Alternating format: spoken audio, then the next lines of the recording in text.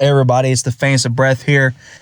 Just got done watching the 2 games. Of course, you know what I'm talking about. Warriors get to 73 wins. Steph Curry has 46 points in 3 quarters. Gets over 400 three-pointers for his career. Something that's never been heard of. It's unfathomable. He was also the first to get to 300. And then Kobe, in his last game for the Lakers, scores 60 points, leads the Lakers to a comeback win over the Utah Jazz, who not even maybe 2 weeks ago handed Kobe the worst loss of his career. And I think it was the worst loss in franchise history as well. I've tried to kind of think about how to put my thoughts together about this, kind of articulate this.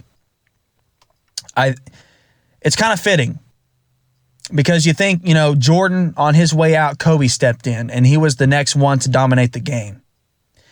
And then as he's leaving, Steph Curry has emerged and we're seeing him now dominate the game. He's the next one to bridge the gap of generations of basketball players that have came in and just dominated the sport in ways that hadn't been seen. And I'm mainly going to talk about Kobe in this video. Congrats to the Warriors. They did something that's never been done before, and it's amazing. Steph Curry is amazing, but this is Kobe, man. To kind of quickly recap the game, basically he had the green light to shoot. It was Kobe's last game. This is what everybody, many celebrities, fans, NBA legends, they all came to see this. They came to see Kobe's last game. We knew it. We knew Kobe was going to get the ball. He shot 22 of 50. Took 50 shots, yes. That's probably like a NBA record or something. Actually, maybe not, because Wilt Chamberlain, I think he had about that many shots in his 100-point game. But 22 of 50, that's like, 45, 44, 43%, somewhere in there. He's actually 16 to 29, though, inside the arc. Like, he shot good inside the three-point line. It was his 6 to 21 outside that skewed that. But he got, like Kobe has done for so many years, he got hot in the fourth quarter, drained several shots.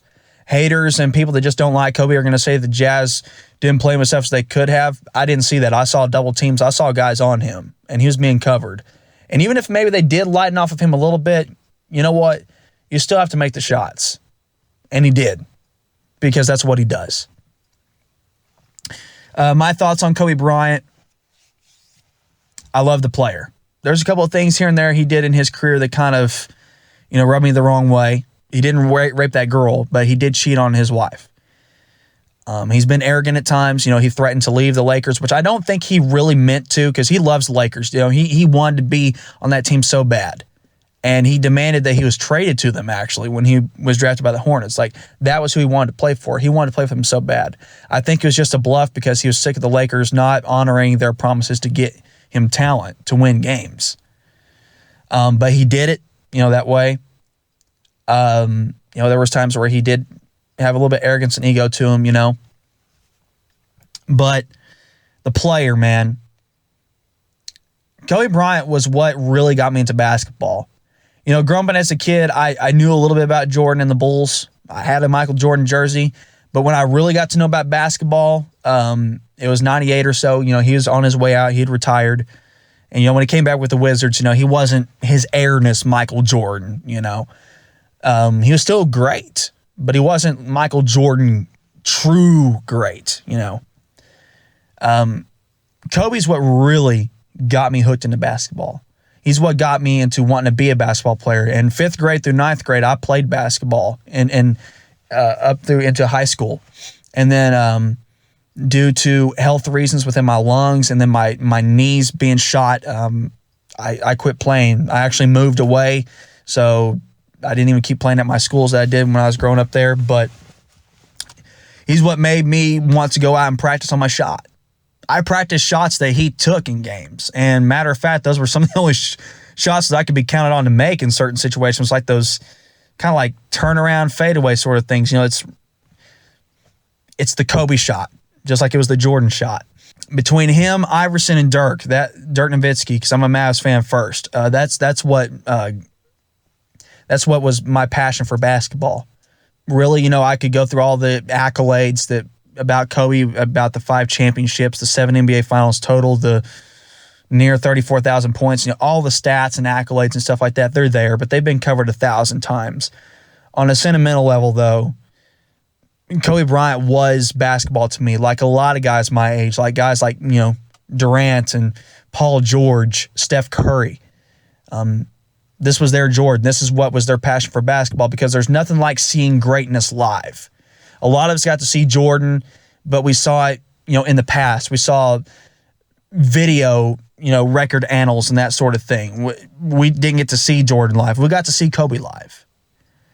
And so, from me, thank you, Kobe, for making me love basketball, making me want to play basketball, enjoying it on all levels, watching it, playing on video games, that sort of thing, collecting the trading cards even. Just everything about basketball, man. Thank you for 20 years of dominating the league, being the top dog, being the warrior, being the guy that put in 100% effort, the work ethic, the competitive drive, something that I admittedly don't have, but I wish I had, because you made it work. And you've inspired guys in basketball to keep this going. It's going to be hard not to see you in basketball anymore. But I thank you for what you've done. And I hope to see you again soon, man. Somehow down the line in some kind of basketball role. Really. I'm kind of at a loss for words. Not sure what to say. I haven't cried, but, I probably will eventually. So, from Steph Curry having his awesome moments, Kobe having his awesome moments, it was just great. Shaq, everybody was there, man. Great moment. The greatest finale performance of any player in sports. I can't think of one athlete that had a send-off like this. Like, Jerome Bettis didn't run for 300 yards in his Super Bowl. Peyton Manning didn't throw for 500 yards and 4 touchdowns in his Super Bowl. Ray Lewis didn't have 5 sacks and 2 interceptions. Barry Bonds didn't have 4 home runs in his career-ending finale. Neither did Ken Griffey Jr. Jeff Gordon in his send-off, he didn't win the championship last year, though. He got close. That's about as close as you could get. But, yeah, I can't think of a guy that had a 60-point type performance as a send-off for the career. It's incredible. It's amazing. Again, thank you, Kobe, for basketball. Thank you for what you gave to it, man. And that's really all I got to say about this video. Thank you guys for who all watched this.